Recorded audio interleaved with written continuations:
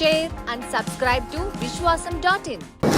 ఈరోజు కాంగ్రెస్ పార్టీ తరఫున కడప ఎంపీ అభ్యర్థిగా నేను రాజశేఖర్ రెడ్డి బిడ్డను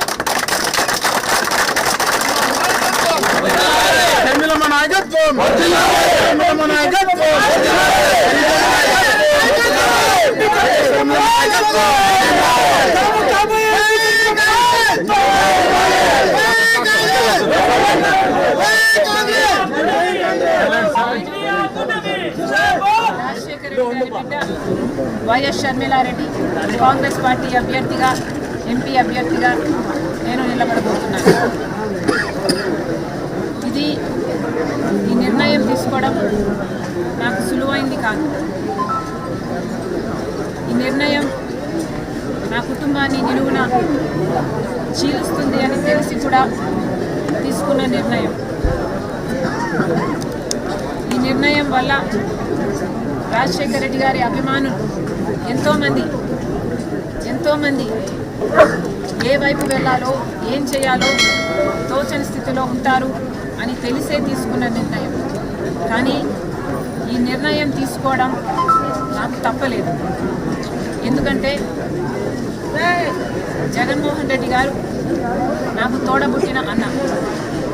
జగన్మోహన్ రెడ్డి గారు అంటే నాకు ద్వేషం లేదు. జగన్మోహన్ రెడ్డి గారు నా రక్తం. కానీ ఎన్నికల వరకు ముఖ్యమంత్రి అయ్యేంత వరకు నాకు నువ్వు చెల్లివి కాదు, నాకు నువ్వు బిడ్డ అన్న జగన్మోహన్ రెడ్డి గారు ముఖ్యమంత్రి అయిన తర్వాత మారిపోయిన మనిషి. ముఖ్యమంత్రి జగన్మోహన్ రెడ్డి గారు నాకు పరిచయం లేదు. ముఖ్యమంత్రి జగన్మోహన్ రెడ్డి గారు నా అనుకున్న వాళ్ళందరినీ నాశనం చేశాడు.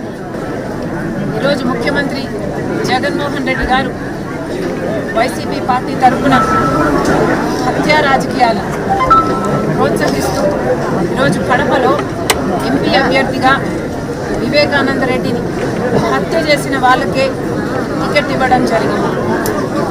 ఇదే తట్టుకోలేకపోయారు. హత్య చేసిన వాళ్ళకి ఈ రోజు వరకు శిక్ష పడలేదు. హత్య చేసిన వాళ్ళు, చెప్పించిన వాళ్ళు ఈ రోజు వరకు తప్పించుకొని తిరుగుతున్నారు. ఎన్ని సాక్ష్యాలు ఉన్నా, అన్ని ఆధారాలు ఉన్నా, ఎన్ని వాగ్మూనాలు ఉన్నా ఇవేవి వాళ్ళకు శిక్ష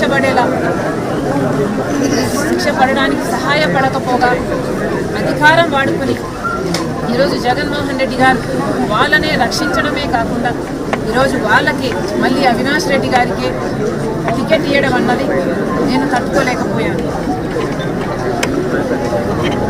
వైసీపీ పార్టీ, వైసీపీ ప్రభుత్వం రక్తంలో మునిగిపోయి వివేకానంద రెడ్డి హత్యను ఆ రోజు రాజకీయం కోసం వాడుకున్నారు అన్న విషయం నాకు ఆఖరి వరకు అర్థం కాలేదు. సాక్షి ఛానల్లో అంత ఘోరంగా వివేకానంద రెడ్డి హత్య జరిగితే వివేకానంద రెడ్డికి హార్ట్ అటాక్ అని మొట్టమొదటగా సాక్షి ఛానలే చెప్పింది. ఎందుకు అన్న విషయం ఆ రోజు నాకు అర్థం కాలేదు. వివేకానంద రెడ్డి హత్య విషయంలో ఎన్ని ఆధారాలు ఉన్నప్పటికీ కూడా అదే హంతకుల్ని పదే ఈ 5 సంవత్సరాలుగా వెనుకేసుకొచ్చాడు జగనన్న గారు.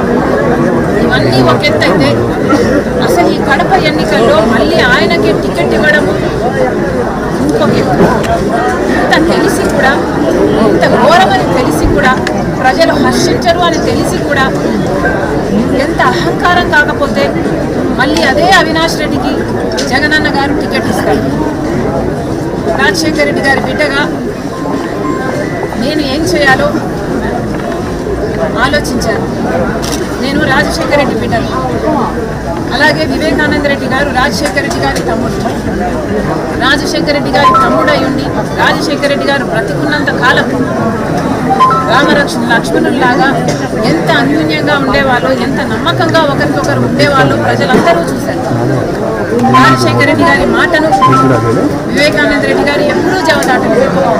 అలాంటి వివేకానంద రెడ్డి గారి ఆఖరి కోరిక, చివరి కోరిక నేను ఎంపీగా నిలబడాలి అని నా దగ్గరికి వచ్చి దాదాపు 2 గంటల పాటు నువ్వు ఎంపీగా నిలబడాలమ్మా అని నన్ను ఎంతగానో ప్రాధాన్యపడ్డాను.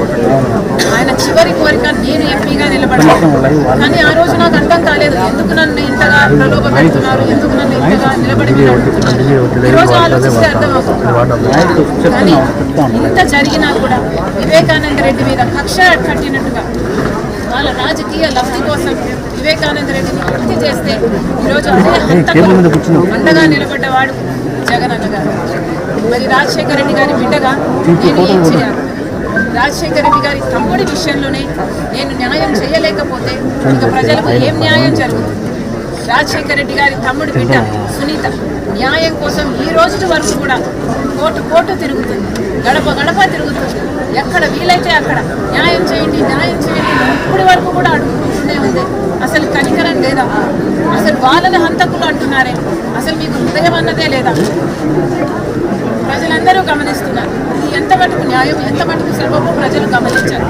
ఈరోజు నేను ఎంపీగా నిలబడడానికి కారణం అటు వైసీపీ పార్టీ జగనన్న గారు అవినాష్ రెడ్డిని ఎంపీగా నిలబెట్టారు కాబట్టి, ఇది అన్యాయం కాబట్టి, ఈ హత్య రాజకీయాలు మేము విరుద్ధం కాబట్టి, ఒక హంతకుడు హత్య చేపించిన వాళ్ళు మళ్ళీ చట్ట సభల్లోకి వెళ్ళకూడదు అన్న నిర్ణయం తీసుకుని ఈరోజు నేను రాజశేఖర రెడ్డి బిడ్డను కడప ఎంపీగా నిలబడడం జరుగుతుంది. Like, share and subscribe to Vishwasam.in.